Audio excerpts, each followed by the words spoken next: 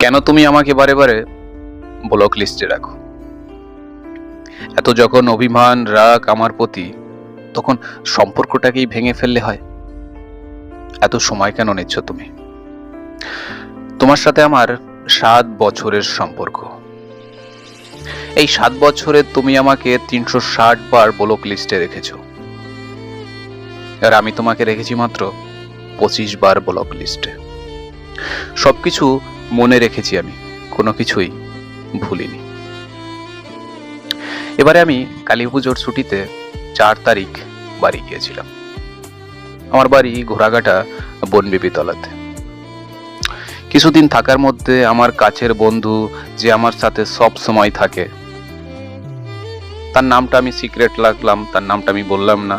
সে হয়তো এই গল্পটা শুনবে, তার জানি না কেমন লাগবে, হয়তো রাগ করবে, আমাকে একটু কল করবে যে কিরে সজীব, গল্পটা বলে দিলি তুই। যাই হোক, আমার বন্ধুকে বললাম, তুই বিয়ে কবে করবি রে? বললো, এবার মুম্বাইতে যাব, আর আগামী বছর আসবো পুজোতে, এসে নিজে একটা ওয়ার্কশপ খুলবো, তারপরে বিয়েটা করে নেব। আমি বললাম, ঠিক আছে, যত তাড়াতাড়ি সম্ভব বিয়েটা করে নে। মেয়েটার বাড়িও ঘোড়াঘাটা, আর আমার বন্ধুর বাড়ি বনবিবিতলাতে। প্রতিদিন সিগারেট আর চা খাওয়ার জন্য আমরা বনবিবিতলার ধাবাতে যাই একসাথে। সন্ধ্যা হলে আমরা দুজনে চলে যাই। ওকে বিকেলে আমি কল করলাম, বললাম, কোথায় তুই?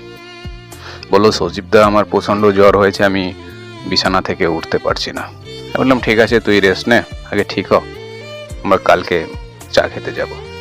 পরের দিন আমার বন্ধুকে ওর গার্লফ্রেন্ড কল করলো, বললো, তুমি গতকালকে কোথায় ছিলে? আমার ফোন কেন তুমি ধরোনি? কোন মেয়ের সাথে তোমার এখন সম্পর্ক? কার সাথে তুমি ঘুরতে গিয়েছিলে? কার সাথে তুমি কথা বলছিলে? আমাকে এখন আর ভালো লাগছে না, আমি পুরনো হয়ে গেছি। যখন পুরনো হয়ে গেছি তখন সম্পর্কটা না রাখলেই তো হয়। অনেকগুলো কথা বলতে লাগলো, বন্ধুর গার্লফ্রেন্ড নানান কথা বলতে লাগলো, ওকে যা মুখে আসে তাই বলতে লাগলো। হয়তো ওর খারাপ লেগেছে, বলতে পারেনি, কেননা মেয়েটাকে হয়তো একটু বেশি ভালোবাসে। তো যখন এই কথাগুলো বলছিল ওর গার্লফ্রেন্ড, তখন ও আর আমি একসাথে ছাদের উপরেই ছিলাম। আমি অ্যাকচুয়ালি বিড়ি খাচ্ছিলাম, আর ও পাশে বসে কথা বলছিল।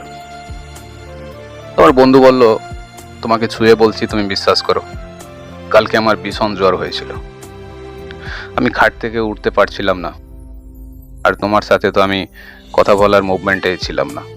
আমার বন্ধু অনেক বুঝালো, অনেক অনুরোধ করলো যাতে সম্পর্কটা টিকিয়ে রাখা যায়। মেয়েটা বুঝলো না যে আমার বন্ধু তাকে কতটা ভালোবাসে। সে ব্লক লিস্টে রাখলো আমার বন্ধুর নাম্বার, আর বলল, তোমার সাথে আমার আজকে থেকে ব্রেকআপ। তুমি আমাকে আর কখনোই কল করবে না, না তুমি আমার সাথে আর যোগাযোগ করার কখনো চেষ্টা করবে।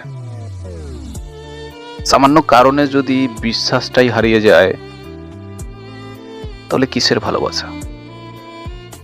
এই 7 বছরের সম্পর্ক তোমার আমার সাথে, তাহলে 7 বছরে তুমি আমাকে কি ভালোবাসলে? তুমি শুধু কথায় কথায় বলো ব্রেকআপ ব্রেকআপ ব্রেকআপ, আর যখন তুমি আমাকে ব্লক লিস্টে রাখবে, আমি তোমাকে বারবার কল করবো, যোগাযোগ করবো যে ব্লক লিস্ট থেকে নাম্বারটা সরিয়ে নাও। এরপর সরাবে, তারপরে তোমার সাথে কথা বলবো, আর তুমি বলবে, হ্যাঁ ভালোবাসি, তোমাকে ছাড়া আমি বাঁচবো না।